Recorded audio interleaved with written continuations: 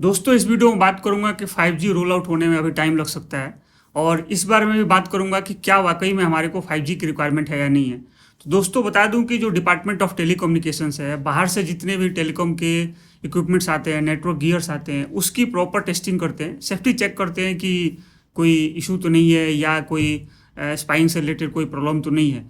तो इसकी proper testing होती है और इस टेस्टिंग के वजह से ये जो डिले हो रहा है और भी डिले हो जाएगा, क्योंकि जो डिपार्टमेंट ऑफ टेलीकम्युनिकेशन है वो जितने भी बाहर से इक्विपमेंट आएंगे उसको लोकल लैब में टेस्टिंग करेगी और जहाँ पे टेस्टिंग होगा वो है टेलीकॉम इंजीनियरिंग सेंटर। तो ये लोग प्रॉपर टेस्टिंग करेंगे, सेफ्टी रिलेटेड की कोई इशू तो नहीं है। ये टेलीकॉम इंजीनियरिंग सेंटर है, यहाँ पे 5G टेस्टिंग करने के लिए लोगों की एक्सपर्टीज की कमी है।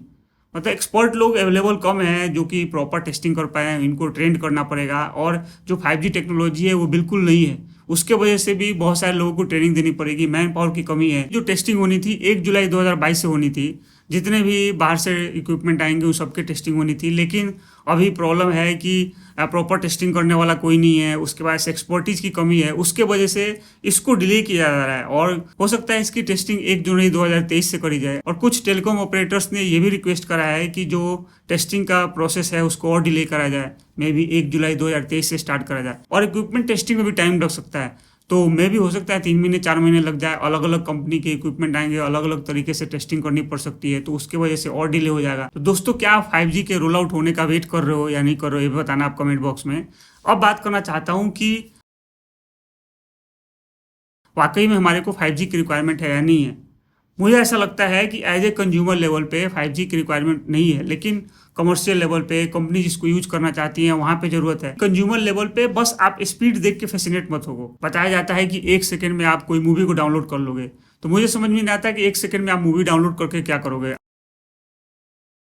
1 Gbps का स्पीड आने वाला है 5G नेटवर्क से, या उससे भी ज़्यादा आने वाला है। आपको वाकई में 1 Gbps स्पीड की रिक्वायरमेंट है या नहीं है, आप पहले बताओ। और एक चीज़ ये भी बताना चाहता हूँ कि जितना अफोर्डेबल प्राइस में 4G नेटवर्क अवेलेबल है, उतने अफोर्डेबल प्राइस में क्या 5G नेटवर्क अवेलेबल रहेगा कि नहीं रहेगा, ये भी एक बड़ा क्वेश्चन है। और एक तरफ मान लो कि 4G और 5G का प्राइस सेम रहेगा, आप 200 250 300 रुपये में रिचार्ज करते होगे, जितना भी आपको पर डे का डेटा मिलता है या आप कॉलिंग करते हो, सब चीज़ सेम कर लो, सेम समझ लो। लेकिन फिर भी 5G का जो है कॉस्ट है वो ज़्यादा हो जाएगा। मैं बता रहा हूँ क्यों। क्योंकि 5G इतना तेज़ है कि आपको 1 GB 1.5 GB का जो डेटा मिलता है आप दिन भर यूज करते हो, लेकिन 5G के फास्ट होने की वजह से क्या होगा कि आधे घंटे 1 घंटे 2 घंटे में डेटा खत्म हो जाएगा। फिर आप टॉपअप करते फिरना, टॉपअप करने में आपको पैसे लगेंगे। तो अगर 5G रोल आउट हो जाएगा तो आपको सोच समझ के 5G यूज करना पड़ेगा। एक चीज़ भी बताना चाहता हूँ कि 5G रोल आउट होते ही ऐसा नहीं हो कि पूरे ऑल ओवर इंडिया में 5G के नेटवर्क्स लग जाएंगे। जो इंपॉर्टेंट सिटीज़ हैं, दिल्ली, मुंबई, कोलकाता, चेन्नई, बैंगलोर, इस टाइप के जो बड़े शहर हैं वहाँ पे सबसे पहले 5G को रोल आउट कराया जाएगा। और ये जो बड़े शहर हैं ये कोई ज़रूरी नहीं कि सब जगह लगेगा, मतलब कि कुछ क्राउडेड प्लेसेज हैं वहाँ पे लगेगा। हर जगह पूरा का पूरा शहर को 5G नेटवर्क से कवर नहीं कराया जाएगा। मे भी हो सकता है कि आप NH से जा रहे हो या कहीं ऐसी जगह जा रहे हो जहाँ पे उतना क्राउड नहीं हो, तो हो सकता है वहाँ पे 5G नेटवर्क नहीं हो। तो 5G नेटवर्क मुझे ऐसा लगता है कि ज़्यादातर जगह पे काम नहीं करेगा, कुछ इंपॉर्टेंट प्लेसेज होंगे वहीं पे होगा। और जहाँ पे 5G काम नहीं कर रहा होगा वहाँ पे 4G काम करेगा, क्योंकि जितनी भी टेक्नोलॉजी है वो बैकवर्ड कंपेटेबल है। 5G अगर नहीं चल रहा होगा तो 4G चलेगा, 4G नहीं चल रहा होगा 3G चलेगा, 3G नहीं चल रहा होगा तो 2G पे बैकवर्ड में सबके कंपेटेबल होते जाएंगे। अभी जो 4G नेटवर्क है उसका पोटेंशियल काफ़ी ज़्यादा है, बशर्ते कि वो आपके एरिया में अच्छा खासा नेटवर्क स्ट्रेंथ रखता हो। अगर आपके एरिया में अच्छा खासा नेटवर्क स्ट्रेंथ रहेगा तो आप 4G की जो स्पीड है वहाँ पे अच्छी आने वाली है, 100 Mbps आएगी, उससे भी ज़्यादा आ सकती है। और मुझे ऐसा लगता है कि जो 100 Mbps का स्पीड है वो सफिशियंट होता है सिंगल यूजर के लिए।